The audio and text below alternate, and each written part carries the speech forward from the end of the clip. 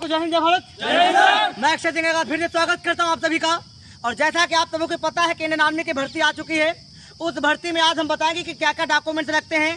वो डॉक्यूमेंट्स अगर आपके पास नहीं है तो आप इंडियन आर्मी में फिजिकल के लिए नहीं जा सकते हैं, किसी भी वैकेंसी में हो। अगर इंडियन आर्मी में technical clerk, store keeper, tradesman, GD, किसी में भी आप अगर जाते हैं तो मेन तौर पे जो इम्पोर्टेंट चीज़ें हैं वो सबसे पहले आपको डॉक्यूमेंट्स की जरूरत पड़ती है। और आपको बताएंगे कि क्या क्या डॉक्यूमेंट्स जरूरी है और क्या क्या लेकर आप जाएं। तो सबसे पहले आप ये देख रहे हैं join Indian army government of India. ये आप देख रहे हैं, ये इनकी वेबसाइट होती है इंडियन आर्मी की। उस वेबसाइट पे आप जाएंगे तो उसमें आप रजिस्ट्रेशन जब कराते हैं तो आपको ये रिसीविंग मिलती है।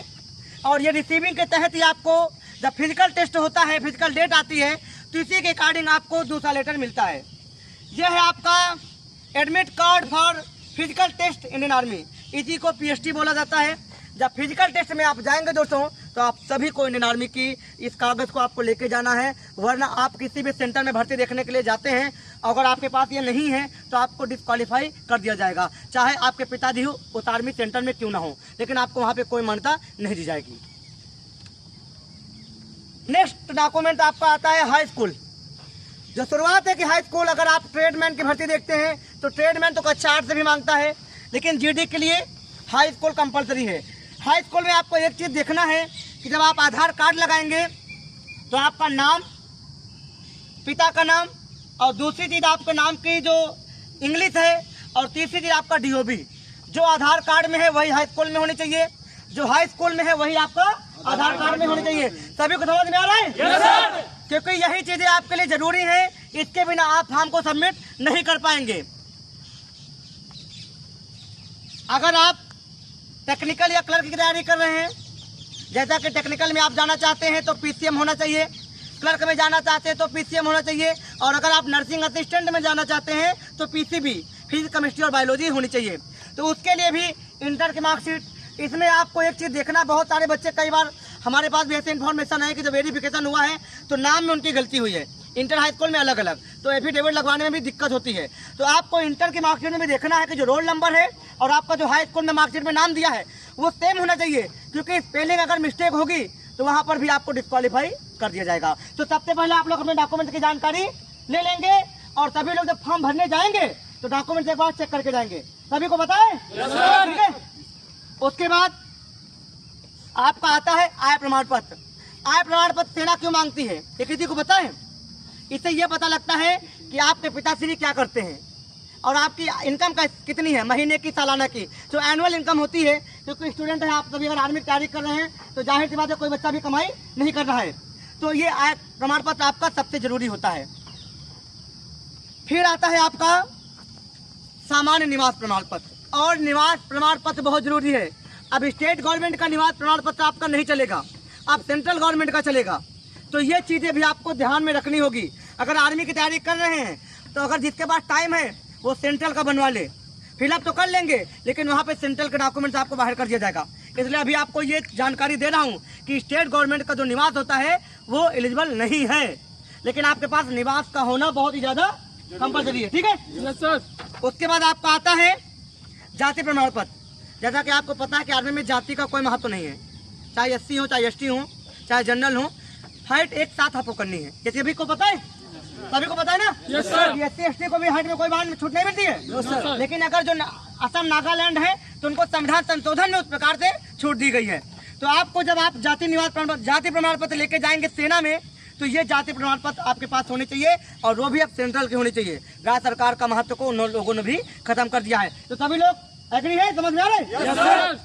और उसके बाद भले 10 कहो, 50 कहो, 20 कहो, ये जिंदगी है आपकी। इसको क्या बोलते हैं? Stamp paper. और क्या बोलते हैं?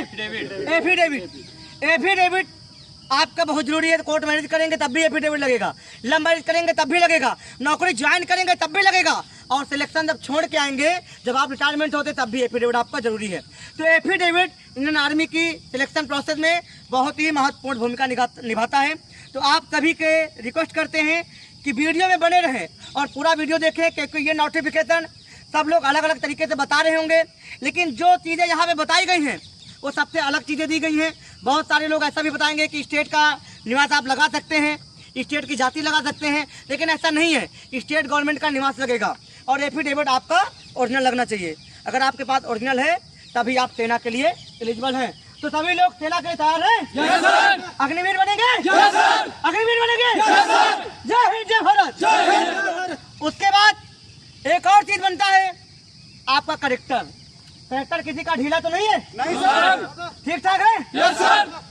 चरित्र आपको ये बताता है कि आपका चरित्र कैसा है। 4 गर्लफ्रेंड तो नहीं रखा आपने, गर्लफ्रेंड रख सकते हैं, कोई दिक्कत नहीं, लेकिन करेक्टर आपका कैसा हो कि लड़ाई दंगा न किया हो आपने। एफिडेविट क्यों मांगा जाता है? इसी चरित्र के बेस में मांगा जाता है कि आपका उस थाने में कोई FIR तो नहीं है, किसी का मर्डर तो नहीं कर दिया आपने, किसी का रेप बलात्कार तो नहीं किया है। क्योंकि जब सिलेक्शन होता है तो PCC पुलिस करेक्टर सर्टिफिकेट वो आपको माना जाता है। उसके बाद PSC जो आपका ACP वहाँ से देता है, डिस्ट्रिक्ट थाने से देता है, और एक आपका होम डिस्ट्रिक्ट थाने में भी आता है, होम जिसको बोलते हैं विलेज पोस्ट। ठीक है ना? तो ये चीज़ आपके लिए बहुत जरूरी है कि चरित्र प्रमाण पत्र आपका सही होना चाहिए। पहले से ही चेक करा लें कि चरित्र में कोई गंदगी तो नहीं है। वैसे आप सभी का चरित्र कैसा है? बढ़िया है? जोर से बोलो। तो इसका मतलब यह है कि चरित्र प्रमाण पत्र सभी बच्चों का सही है। उसके बाद यहाँ पे थोड़ा सा फोटो दिखाया जा रहा है। कभी कभी 24 भी मांगता है, कभी कभी 16 भी मांगता है। ठीक है? तो फोटो आप सभी लोग और लेटेस्ट फोटो बनवा के रखिएगा। ऐसा नहीं है कि 1 साल पुरानी हो, क्योंकि फोटो से आपकी क्वालिटी पता लग जाती है ना। तो फोटो आपके पास जरूरी है। 24 या 16 जितना मांगेगा उतनी फोटो आपको पास होनी चाहिए। और उसके बाद अब आपका सारी चीज़ें क्लियर होंगी और वहाँ जाते हैं तब आप फिजिकल के लिए क्या होंगे? एलिजिबल होंगे। ठीक है? तो साथियों, मैं भी कुछ आपको जानकारी बताना चाहता हूँ कि आप अगर इंडियन आर्मी की तैयारी कर रहे हैं तो आपको पूरा डॉक्यूमेंट्स कंप्लीट होना चाहिए। क्योंकि आप 2 साल 2.5 साल से तैयारी करेंगे, वहाँ भर्ती में जाएंगे, तो आपको अगर वहाँ पे डॉक्यूमेंट से बाहर कर दिया जाएगा तो अच्छा नहीं रहेगा। तो जहाँ तक अपना पूरा डॉक्यूमेंट्स कंप्लीट करके जाइए, और एक पूरा जितना आर्मी के डॉक्यूमेंट्स हैं, अगर सब डॉक्यूमेंट्स लेके जाएंगे ठीक है। अगर एक भी आपके पास डॉक्यूमेंट्स नहीं तो आपको क्या करेंगे? इंडियन आर्मी में भगा दिया जाएगा, आपको डिस्क्वालीफाई कर दिया जाएगा, आपको रनिंग कोई मौका नहीं मिलेगा, हाइट भी नहीं नपा पाएंगे, कुछ भी नहीं कर पाएंगे। तो अपना आधार कार्ड और जितना आपका आधार कार्ड में जितना डेट ऑफ बर्थ रहना चाहिए, जितना भी, और उतना भी आपको मार्कशीट में 10वीं के मार्कशीट में रहना चाहिए। लास्ट में 2 लाइनें कहना चाहूंगा। सभी लोग सहमत हैं? Yes sir. नौकरी फौज की होगी, समय सर्दी का होगा। नौकरी फौज की होगी, समय सर्दी का होगा। सीता बारूद पे जलेगी, कफन वर्दी का होगा। भारत माता की जय।